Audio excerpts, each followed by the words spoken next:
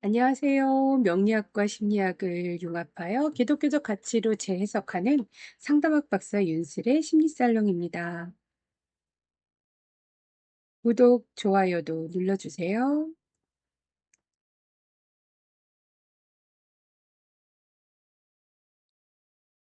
사주에 화가 강할 때 일어나는 문제점과 그 해결 방안에 대해서 살펴볼 텐데요. 음, 화라고 하는 에너지는 활력이나 열정, 영감, 또 창의성, 그런 변화들을 의미하는데 화오행이 너무너무 많으면 또 과도한 감정이나 또 성급함 그리고 자기 과시 어떤 과열된 삶으로 번지기도 합니다.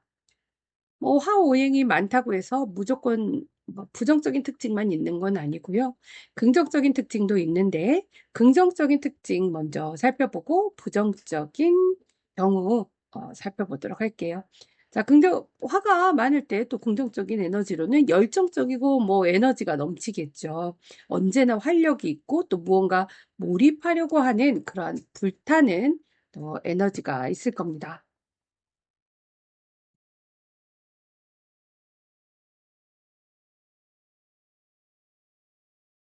리더십과 또 어떤 존재감을 형성하는데요. 사람들 앞에서 자신을 드러내려고 하는 능력이 뛰어나고 또 주도적인 성향을 가집니다.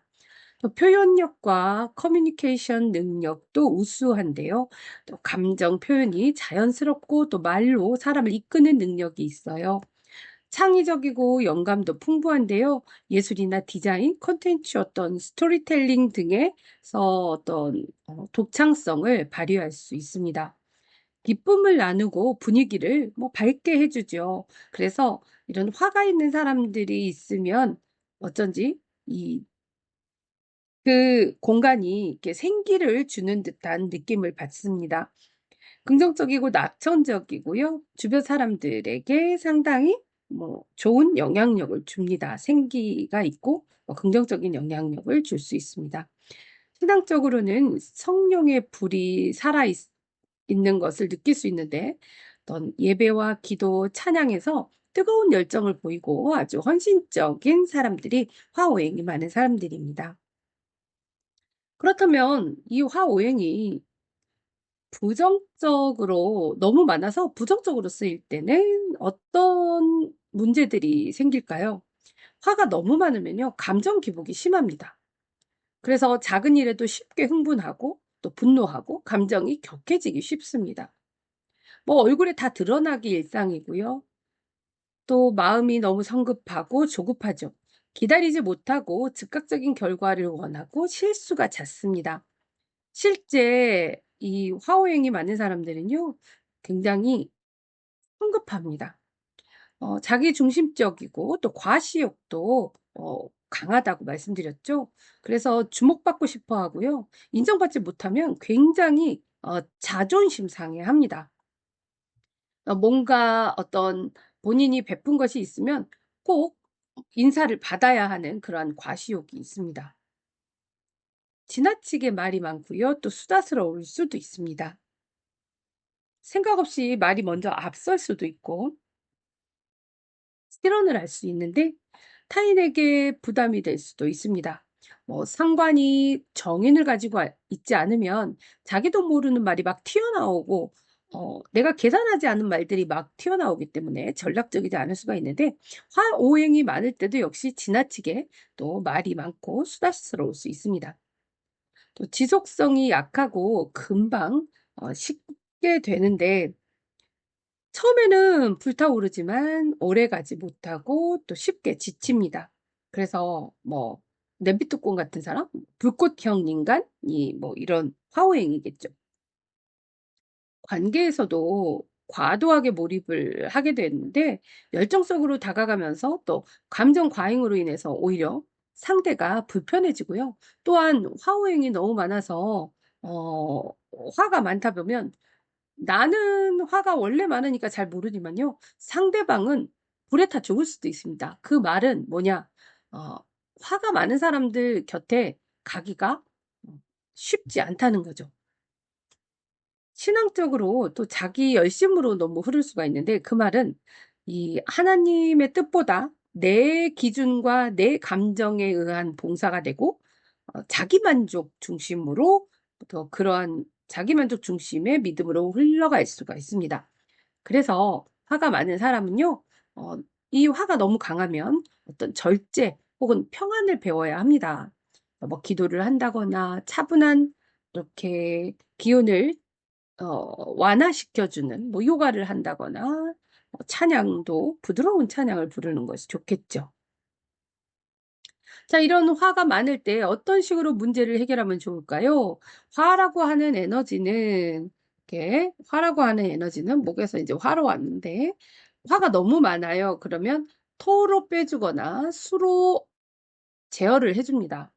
화를 토로 빼줬을 때 그 토로서 자제를 시켜야 하는데 현실적인 결과물을 만들게 하는 거죠. 그냥 막 말로만 떠드는 것이 아니라 어떤 현실적으로 뭐 강의 콘텐츠를 제작한다거나 뭐 교재를 만든다거나 글을 완성한다거나 이 화로 표현된 것들을 성과로 만들어주는 거죠. 넘치는 아이디어가 그냥 아이디어로 넘치는 것이 아니라 실용적인 결과로 생산될 수 있도록 이렇게 다듬어 줘야겠습니다. 또한 정리정돈, 공간의 정비가 필요한데요. 수가 너무 많아도 실은 집이 너저분하게 정리되지 않을 수가 있습니다. 왜냐하면 수가 너무 많으면 우울하기 때문에 이제 몸이 움직이기 싫어져서 어질러 놓은 상태로 정리하기 싫은 거고요. 화가 너무 많을 때는 다른 데로 분산된 에너지로 인해서 내 이 주변 정리를 잘 하지 못할 수도 있습니다. 그래서 방 청소나 어떤 서류 정리, 컴퓨터 파일 정리, 또 미니멀리즘을 또 실천하는 것이 좋고, 머리에 이렇게 복잡한 것들을 공간의 질서를 부여함으로써 나의 이 두뇌도 좀 세팅을 하는 것이 좋겠죠. 그래야 이 화의 산만함이 바로 토의 질서로 만들어지는 겁니다. 그리고 요리를 한다거나 정원을 가꾼다거나 뭐 또 도자기 같은 손작업을 한다거나 해서 손으로 하는 뭐 직접 그냥 머리로 하고 막 이렇게 이 생각으로 막 퍼지게 하는 것보다 실물을 만들어내는 작업. 음. 또 흙을 만지는 활동. 그래서 실제 토 기운을 흡수하는 그러한 정원을 가꾼다거나 도자기를 만든다거나 하는 일들을 취미 생활을 가져도 좋겠죠. 또한 루틴을 만들어서 성실한 실행을 하는 겁니다. 매일매일 일정한 시간에 글쓰기를 하고 또 운동을 하고 공부하기를 합니다. 그러니까 토가 이렇게 어느 정도 균형을 잡고 있는 사람은요, 루틴이 정말 잘 되거든요. 사실 저도 토가 부족하고 토가 없기 때문에 루틴이 잘 안 됩니다. 애를 써서 하는 거고, 어, 제 시간에 그 시간을 정해놓고 사실 잘 못해요. 시간을 제가 일부러 만들어서 한다거나 뭐 이렇게 하게 되지 꾸준한 루틴은요, 정말 토들이 잘합니다. 토금으로 돼 있는 사람들은 꾸준한 루틴을 잘합니다. 화의 불꽃을 뭐 이게 확 타오르는 불을 질서 있는 어떤 리듬 속에서 흐르게 한다. 즉흥적인 것들을 도와서 꾸준함으로 전환시켜 주는 것이 화오행을 토로 어, 이 관리를 해주는 것이죠. 토로 빼주는 그런 작업이다. 자, 화오행이 많을 때 또 수로 화를 제어할 수 있습니다. 수극화로 제어한다는 것은 물이 불을 끄듯이 수는 화를 식히고 진정시키는 기운인데요. 감정적으로 과열되어 있거나 자존감 표현력이 너무 폭주할 때, 그럴 때 수로 감정을 안정시키는 것이 필요하겠죠.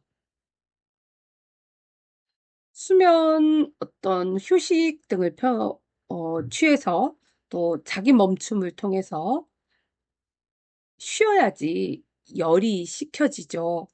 아무것도 하지 않은 그런 시간들이 필요하고요. 사실 화가 많은 사람들은 음, 제가 뭐 우스갯소리로 집구석에서도 하루 종일 움직이지 아니 하루 종일 가만히 있지 않는 게 바로 화오행인들인데 부산하게 움직입니다. 그래서 잠깐 쉬어주는 그러한 타이밍도 필요하죠. 많은 사람들이 계속 무언가를 해야 한다라고 하는 그런 압박에 시달리는데 반드시 멈춤이 필요합니다. 그리고 또 뭐 해 주어서 화를 제어한다라고 한다면 물과 접촉을 통하는 거니까 뭐 수영을 한다거나 반신욕을 한다거나 또 샤워를 한다거나 또 해변을 산책한다거나 계곡 걷기를 한다거나 또 물의 파동 역시 감정을 이렇게 온화하게 만들어주고 진정을 시키기 때문에 그 물의 파동을 또 이용하는 것도 좋겠습니다. 명상이나 묵상이나 기도, 조용히 자기의 내면과 마주치기를 해야 되는데요. 사실 화가 너무 강한 사람들은요, 자기 내면과 마주하는 게 쉽지 않습니다. 수가 없으면 자기 내면과 마주하는 것이 정말 어렵고요. 저는 정말 수대운 20년 혹은 30년을 지나오지 않았다면, 어, 그냥 일시적으로 연운으로 수운이 왔다고 하여 그 화가 강한 사람이 자기 내면을 바라보았다라고 여기지 않습니다. 그 정도로 화는 자기 내면을 잘 보고 있는 것 같지만 실제 그렇지 않습니다. 바깥을 비추고 밖을 보기 때문에 하염없이 외부와 타인을 보고 타인의 단점과 타인의 긍정성, 뭐 타인을 더 많이 보게 됩니다. 그리고 타인에게서도 그 내면을 보기가 쉽지 않습니다.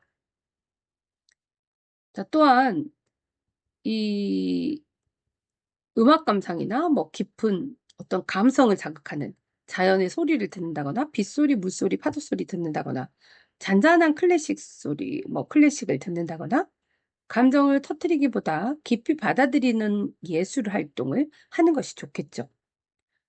푸른색이나 검정색 계열 를 이용해서 또 어두운 조명을 이용해서 또 화를 가라앉힐 수도 있겠고요.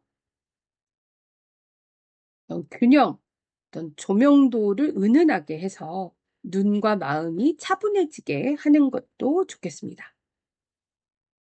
자, 이렇게 수의 자세라고 하는 것은 잠깐 멈추어서 조용히 하나님과 함께 하나님의 임재를 기다리며 하나님과 교제하며 차분하게 기다릴 수 있는 거예요. 그래서 화가 많은 사람들이 화의 강점도 사용하지만 또 그 화가 너무 많아서 문제가 생기지 않도록 이 진정시키고 완화도 시켜야 되잖아요. 그래서 수나 토로 완화시켜주는 문제 해결 방법을 살펴보았습니다.